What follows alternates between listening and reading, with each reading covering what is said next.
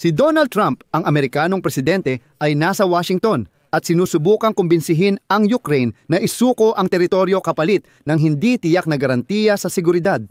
Ang sinabi ni Donald Trump na mula Alaska at pagkatapos makipagkita kay Putin ay ganito.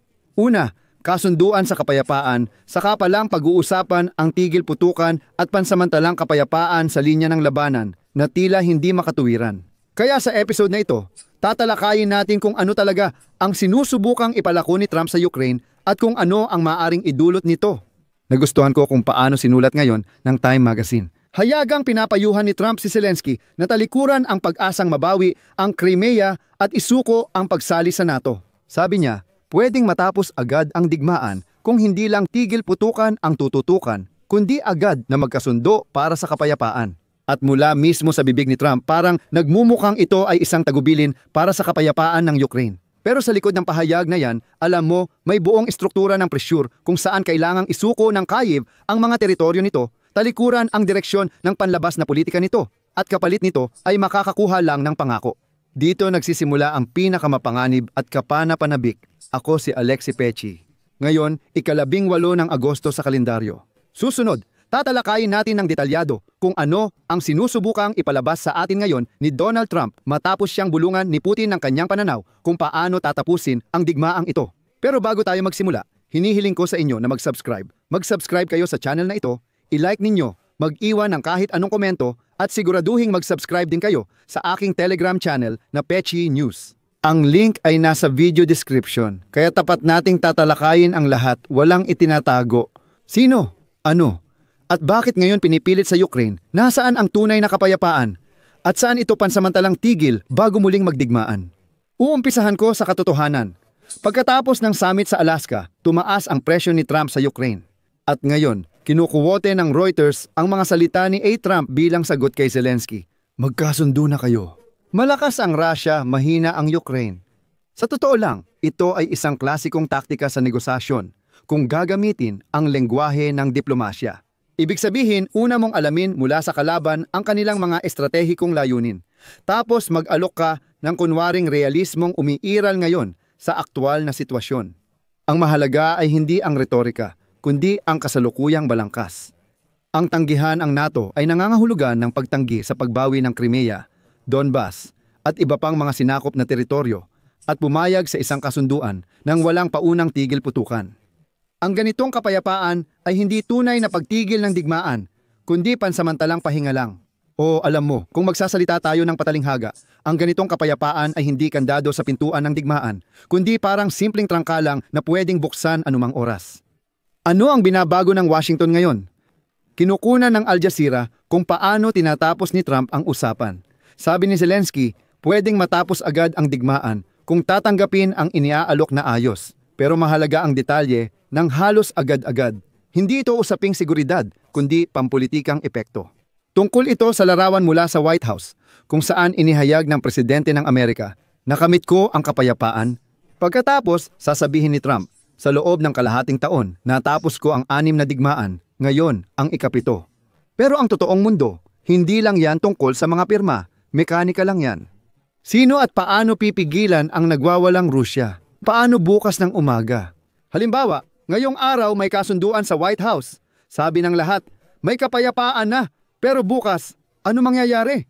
At dito, ang mga Europeo na ang nag-aalarma. Hindi lang basta sinuportahan ng Europa.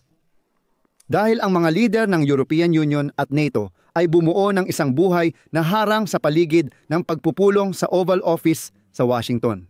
Sa opisyal na pahayag ng Konseho ng European Union sa kanilang website, malinaw nilang inilalahad ang posisyon nila, walang pasubali. Si P. Dapat may matibay na garantiya sa seguridad ang Ukraine, walang limitasyon sa sandatahang lakas, walang veto power ang Russia sa pagsali ng Ukraine sa European Union at NATO at hindi dapat baguhin ang internasyonal na hangganan. Ukraina.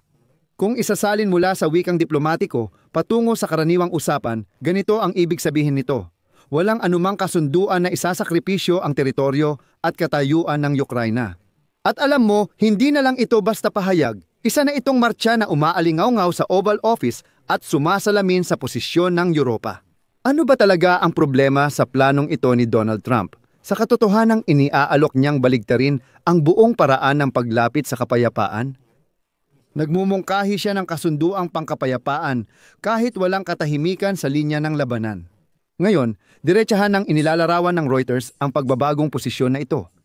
Bago sa Alaska, nagbanta si Trump na hindi siya matutuwa kung walang tigil putukan matapos ang pagpupulong kay Putin. Matapos ang pagpupulong, pumayag siya kay Putin at sinabing, "Oo nga! Bakit pa kailangan ng tigil putukan?" Una, malaking kasunduan muna bago ang iba pa. Muli, kung ilalapat sa wikang militar, mainit pa rin ang linya ng harapan, tuloy ang labanan, at nagpapatuloy ang negosasyon sa gitna ng putok ng artilyeriya. Ibig sabihin, bakit iginigiit ng Ukraina na una munang itigil ang putukan bago ang lahat ng iba pa?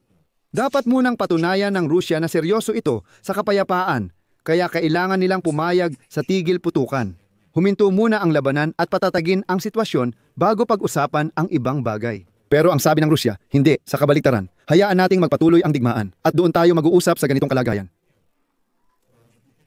At ang delikado dito, sa totoo lang, ito ay parang hatol na. Sa totoo, anuman ang uri ng seguridad, nasa NATO man o hindi. Hindi mahalaga dahil ang garantiya na pinipirmahan habang may putukan ay hindi totoong proteksyon. Sa totoo lang, isa lang itong panibagong papel, usok lang ito sa politika. Politikal na ulap na walang laman sa likod nito. Ngayon, lumipat tayo sa posisyon ng Ukraine. Sa Kyiv, mas naiintindihan nila ito kaysa kanino man.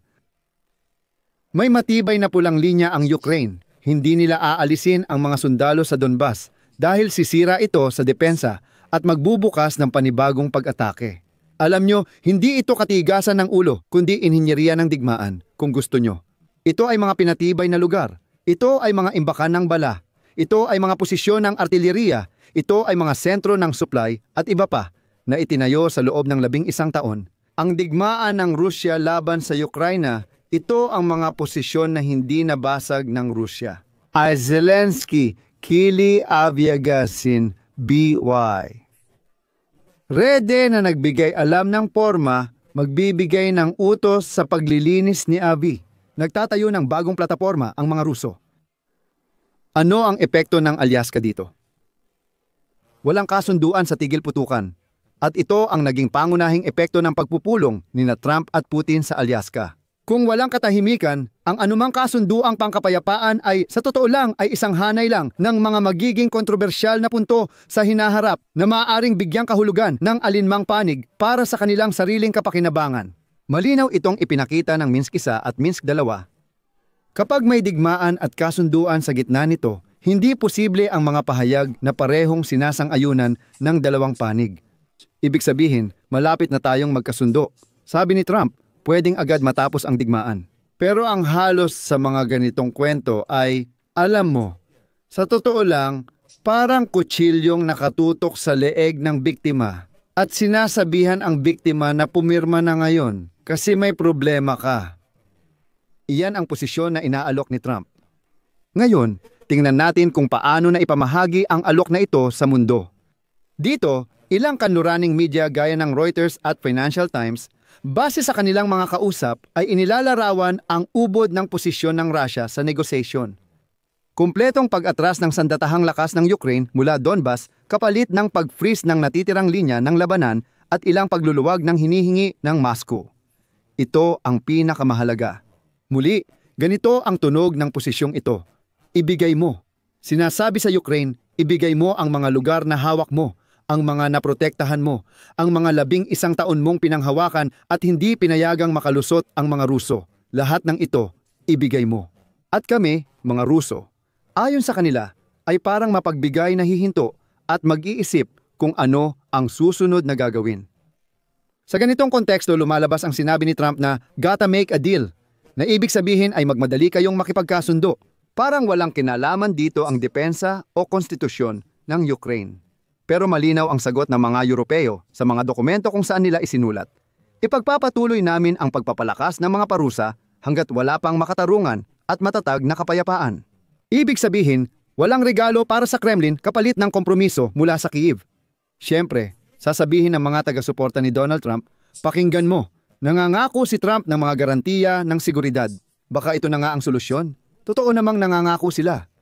At kahit ang kanyang koponan ay nagpapatunay din. Sabi niya, pumayag si Putin sa mga garantiya ng seguridad para sa Ukraine na parang NATO, pero hindi kasali ang pagsali rito. Iba ang tanong, paano nga ba ito lahat magmumuka? Ibig sabihin, parang maganda pakinggan. Pero anumang garantiya na walang malinaw na mekanismo kung paano ito ipapatupad, walang ratifikasyon at walang nakasulat na detalye tungkol sa dami ng armas na ibibigay kung kinakailangan, sa totoo lang, ito ay parang Budapest Memorandum, dalawa lang. Siguro mas maganda lang ang pabalat nito. Nakikita ito ng Europa at Ukraina. Kaya naman, dito, ang Europa at Ukraina ay iginigiit at sinasabi na hindi dapat magkaroon ng anumang limitasyon sa mga armas ng Ukraina, sa sandatahang lakas ng Ukraina. Iyan ang pangunahing garantiya dahil ang iba pa, sa kasamaang palad, papel lang talaga kahit anong gawin mo. Walang siguradong sagot kung susundin ang papel na yon sa hinaharap. Kaya ang pangunahing garantiya sa kahit anong kaso ay huwag sundin ang kagustuhan ni Putin na bawasan ang sandatahang lakas ng Ukraine hanggang sa isang tiyak na bilang. Ang pangako, sabihin na lang natin, hindi ito rocker, bala o bala ng baril. Ibig sabihin, ang totoong mekanismo ng garantiya sa seguridad ay isang bagay na pisikal. At isa pang ganitong psikolohikal na detalye. Tinawag ng The Guardian na mga bodyguard ang European entourage ni Zelensky, hindi lang literal, kundi pati sa politika. Hindi ito tungkol sa pagkakaisa, kundi isang insurance laban sa mabilisang kapayapaan kapalit ng lupa ng iba. Dahil ang mabilisang kapayapaan bukas ay nagiging mabilisang digmaan at ang politikal na halaga nito ay babagsak sa Brussels, London, Berlin at Warsaw. Ayon sa The Guardian, ito ang totoong dahilan ng pagdating ng maraming Europeo sa Washington. Manatili sa loob ng silid kapag kailangan magsabi ng hindi. Ibig sabihin, kung ipilit ni Trump ang gusto ni Putin, may mga tao sa likod ni Zelensky na nagdala sa kanya at sila ang tututol. Hindi kami balak sumuko. Sa konklusyon, masasabi kong maaari kong ibahagi ang kasalukuyang impormasyon. Maaaring ilista ang retorika ng White House, isuko ang NATO, Crimea, Donbas at pagkatapos, pumirma ng kasunduan.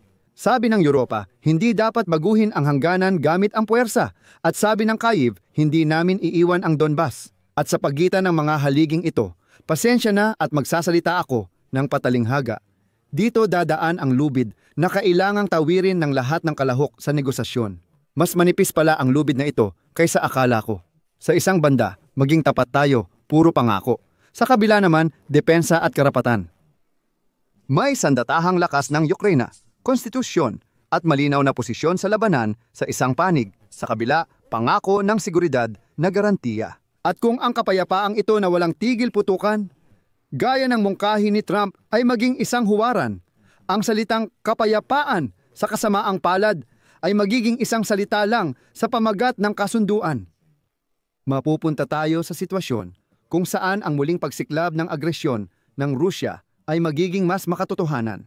Dito muna ako titigil. Gagawin natin yan. Ngayon magbubuod tayo ng pagpupulong ni Trump at Zelensky. Ilagay ninyo ang inyong opinyon at mga konklusyon sa mga komento sa ilalim ng episode na ito. Mag-subscribe kayo sa channel, mag-subscribe, pindutin ang kampanilya at huwag kalimutang mag-like. Iyon lang, ingatan ninyo ang inyong sarili. Paalam sa lahat.